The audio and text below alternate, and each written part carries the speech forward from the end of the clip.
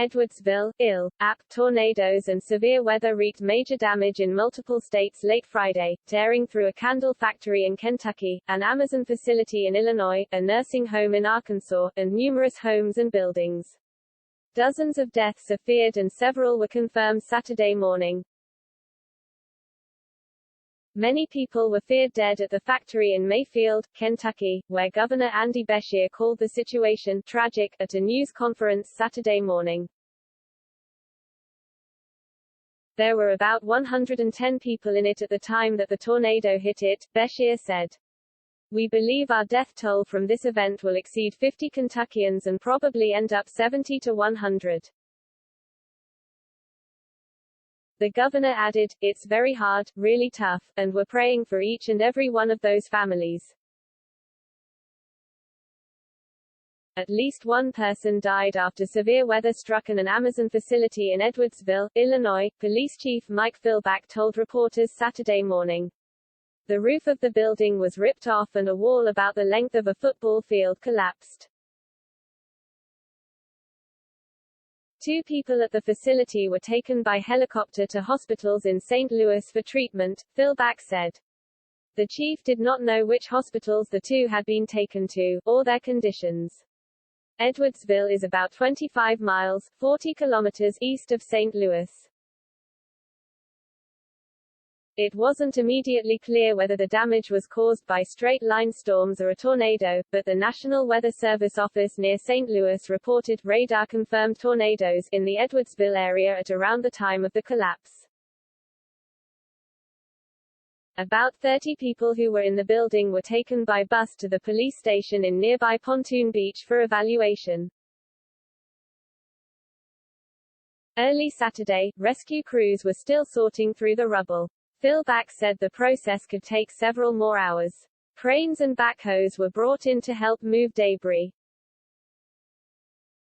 The Belleville News-Democrat reported that the Amazon Fulfillment Center in Edwardsville opened with 2 warehouses in 2016, with 1.5 million square feet of space.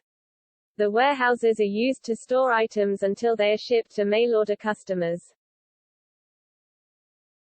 The safety and well-being of our employees and partners is our top priority right now, Amazon spokesperson Richard Rocha said in a written statement Friday night. We're assessing the situation and will share additional information when it's available. Workers at a National Weather Service office had to take shelter as a tornado passed near their office in Weldon Spring, Missouri, about 30 miles, 48 kilometers, west of St. Louis.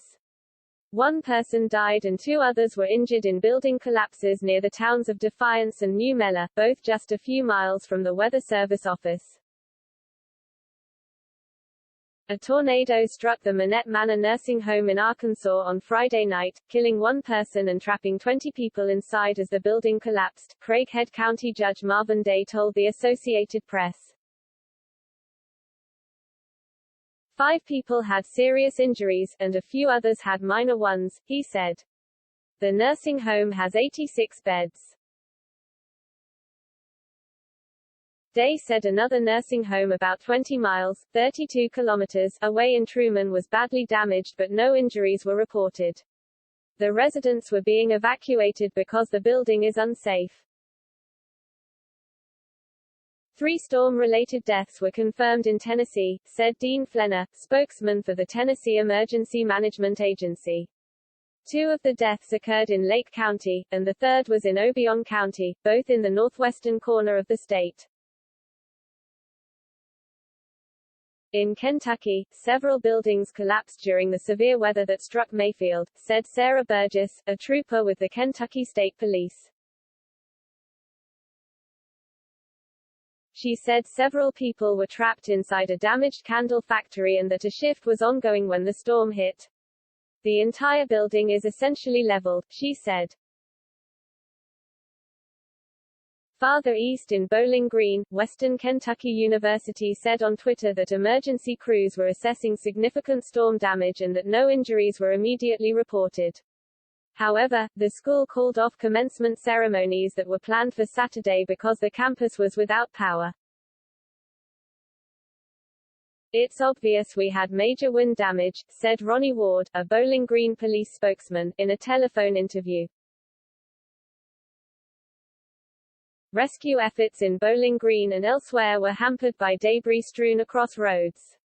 Ward said numerous apartment complexes in Bowling Green had major structural damage, and some factories had collapsed during the storms. "Right now we're focusing on the citizens, trying to get to everybody that needs us," Ward said.